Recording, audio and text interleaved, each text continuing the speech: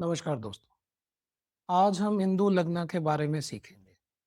ये एक ऐसा पॉइंट है आपके हॉरोस्कोप में जो ये शो करता है कि कहाँ से आपकी वेल्थ आ सकती है। जहाँ पे हिंदू लग्न बैठता है उस हाउस की सिग्निफिकेशंस भी बढ़ जाती है। जो उसका राशि लॉर्ड है उसकी भी बहुत ज़्यादा सिग्निफिकेशन होती है। सपोज करिए आपका हिंदू लग्न जो है वो 11वीं राशि में जाके बैठ रहा है। 11वीं राशि सैटर्न लॉर्ड है। तो जब सैटर्न की अंतर्दशा आएगी या महादशा आएगी तो ये बहुत इंपॉर्टेंट हो जाएगा आप लोगों के हॉरोस्कोप में। इस समय में गेन आने के चांसेस रहेंगे। तो हमें दो चीजें समझनी है। एक, हिंदू लग्न हम कैलकुलेट कैसे करें। एक हॉरोस्कोप देख के उसमें हमें हिंदू लग्न बिना किसी सॉफ्टवेयर के कैसे पता चलेगा कि कहाँ पे है। दूसरा, हमें ये समझना है कि हिंदू लग्न कहीं पे प्लेस हो गया उसको हम कैसे समझें, कैसे पढ़ें अपने हॉरोस्कोप। तो पहले हम इसका कैलकुलेशन पार्ट समझ लेते हैं कि इसको कैसे कैलकुलेट किया जाता है।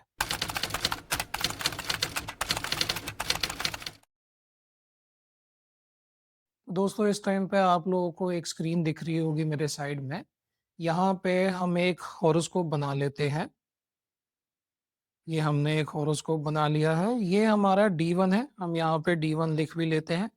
इसके अंदर हम प्लैनेट प्लेस करेंगे और इससे हम समझेंगे कि कैसे आपका हिंदू लग्न हम कैलकुलेट करते हैं। बहुत ही सिंपल है, ये डिविजनल चार्ट की तरह कॉम्प्लिकेटेड नहीं है। हार्डली 2 मिनट में आपको पूरा समझ में आ जाएगा।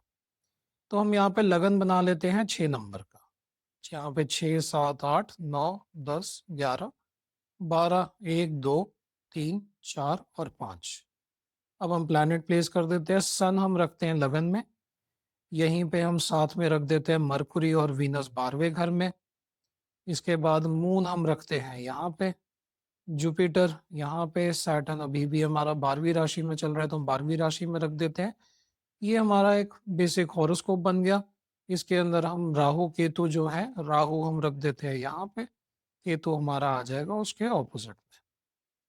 तो हमारा हॉरोस्कोप बन गया। इसके अंदर मार्स बचा हुआ है, मार्स हम यहाँ पे रख देते हैं।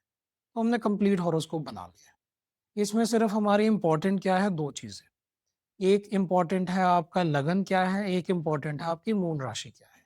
वहीं से सारी कैलकुलेशन होगी। उससे पहले हम लिख लेते हैं कलाएं कि हर जो हमारा प्लैनेट है, जो हमारा सन है, मून है, सबकी एक कलाएं है, एक नंबर है, कला पॉइंट है। तो हम वो लिख लेते हैं यहाँ पे। यहाँ पे हम लिख लेते हैं सन, मून, मार्स, मरकुरी। इसके बाद आ जाएगा आपका जुपिटर। उसके बाद आ जाएगा वीनस और लास्ट में आ जाएगा सैटर्न। कलाएँ जब हम देखते हैं तो हम इसमें आपके राहु और केतु को नहीं लेते हैं। ना राहु और केतु की अपनी कोई लॉर्डशिप होती है तो वो कैलकुलेशन में बिल्कुल भी इम्पोर्टेंट नहीं होगा, जो अभी आप आगे समझेंगे। सन की हमारी कला होती है 30, मून की होती है 16, मार्स की 6, मरकुरी की 8, जुपिटर की 10, वीनस की 12 और सैटर्न की 1। ये कला पॉइंट्स हैं, आपको इनको याद रखना है। आप यहाँ से रेफर भी कर सकते हैं, अपना साथ-साथ में कैलकुलेट कर सकते हैं। अब हमारे स्टेप्स क्या है? बहुत ही सिंपल है। इसके अंदर हमने सबसे पहले लेना है हमारा जो लगन लॉर्ड है। लगन लॉर्ड से हमने 9th राशि देखनी है कौन सी बैठ रही है। तो यहाँ पे हमारा लगन लॉर्ड है, ये 9th राशि बैठेगी यहाँ पे। यानी कि 9th राशि आपकी 2 नंबर बैठ रही है जो कि वीनस की है।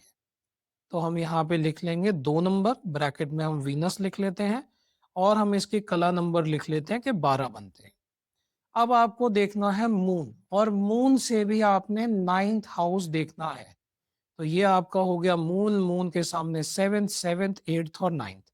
तो यहाँ पे आपका जो है, आपका सैटर्न बैठेगा। 11वीं राशि बैठेगी जिसका हमारा लॉर्ड सैटर्न आ जाएगा, जिसका नंबर आपका कला का सिर्फ 1 नंबर आएगा। तो यहाँ पे इन दोनों को हम ऐड कर देंगे, 13 नंबर आ जाएंगे।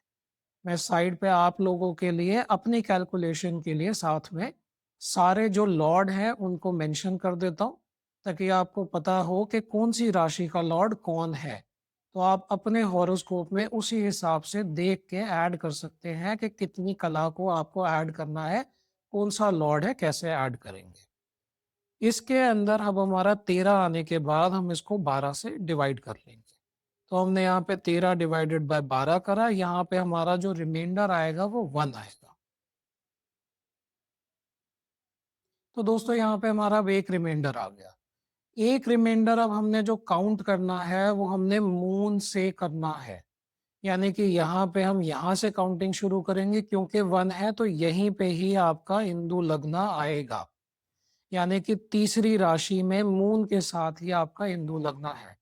अगर हमारा रिमाइंडर किसी केस में 0 आता है, यानी कि आपका ऐड करने के बाद 12, 24, 36 आ रहा है, ऐसे केस में आपने मून से पिछले हाउस में बिठाना है, मून से 12वीं राशि में बिठाएंगे।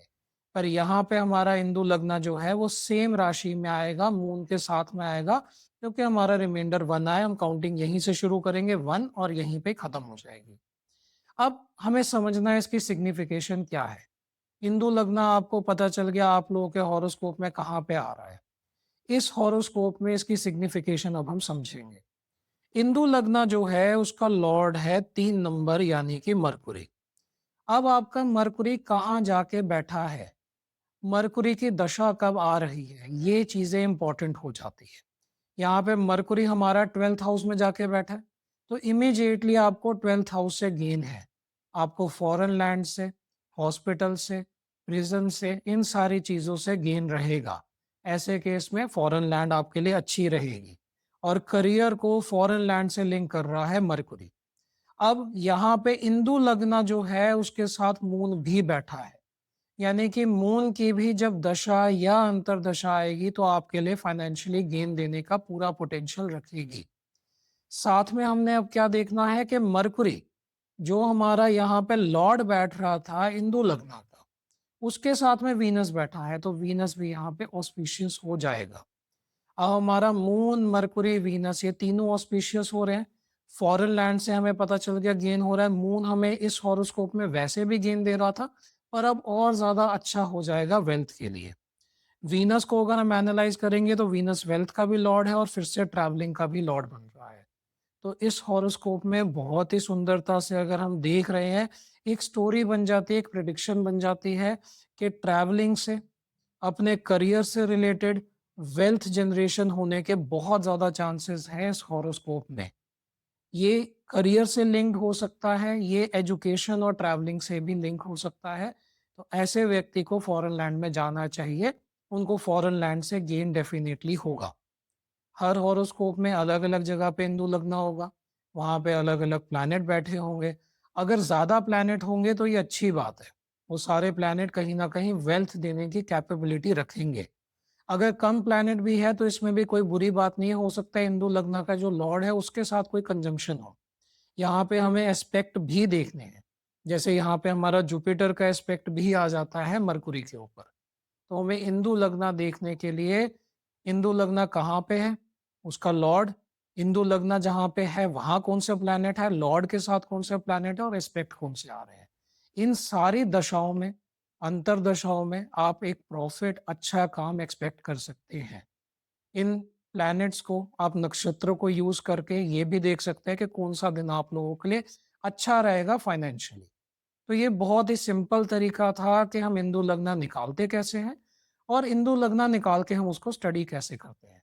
आप लोग अपना भी इंदु लग्ना नीचे मेंशन कर सकते हैं, पर साथ में अपने कंप्लीट हॉरोस्कोप का मेंशन करिएगा कि कौन से प्लैनेट वहां पे बैठे हैं, असेंडेंट कौन सा है और इंदु लग्ना के साथ कौन कौन कंजंक्ट है। तो मैं आपको ब्रीफली बता सकता हूँ कि आपके लिए कौन सी चीजें ऑस्पिशियस रहेंगी वेल्थ के पॉइंट ऑफ व्यू से। आप अपने हॉरोस्कोप में खुद भी ये चीजें समझ सकते हैं, देख सकते हैं। इस वीडियो के लिए इतना ही दोस्तों, धन्यवाद। अगर आपको हमारा वीडियो पसंद आया तो आप वीडियो को लाइक कर सकते हैं, चैनल को सब्सक्राइब कर सकते हैं और हमें डिफरेंट सोशल मीडिया प्लेटफॉर्म पे फॉलो भी कर सकते हैं।